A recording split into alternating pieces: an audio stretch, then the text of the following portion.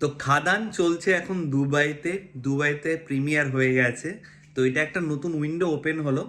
মানে আমরা জেনারেলি দেখে থাকি যে বলিউডের সিনেমা, এখন তো সাউথ ইন্ডিয়ান সিনেমাগুলো আমাদের দেশের পাশাপাশি বিদেশের মাটিতেও রিলিজ করে, কারণ বিদেশের মাটিতেও তো আমাদের এখানকার অডিয়েন্স রয়েছে, অনেক বাঙালি বিদেশে দেশে বিদেশে ছড়িয়ে ছিটিয়ে রয়েছে।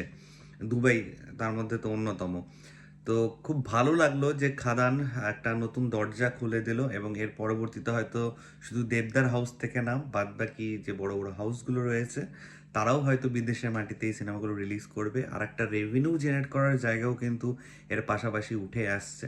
কারণ আমরা দেখেছি যে মানে গ্লোবাল যে ইনকামগুলো হয় সিনেমা, সেগুলো কিন্তু মানে ইন্ডিয়াতে ধরো, জাস্ট ফর এক্সাম্পল বলছি, যে ইন্ডিয়াতে ধরো কালেকশন করেছে একটা সিনেমা 100 কোটি, দেখা গেছে গ্লোবাল কালেকশনটা দেখাচ্ছে 120 কোটি, মানে 20 কোটি বাইরে থেকে ইনকাম হচ্ছে।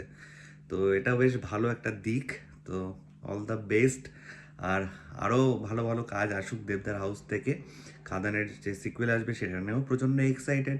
তো সমস্ত কিছু মিলিয়ে খাদানের আবহাওয়া এখনও চারদিকে চলছে, প্রচুর লোকে এখনও খাদান দেখছে। বেশ ভালো হলো, খাদান একটা নতুন মানে কি বলবো একটা মাইলস্টোন সেট করলো। তো এটাই তোমার সাথে শেয়ার করার ছিল। তোমাদের এই বিষয়ে কার কি মতামত প্লিজ নিচে কমেন্ট করে জানাও। চলো টাটা।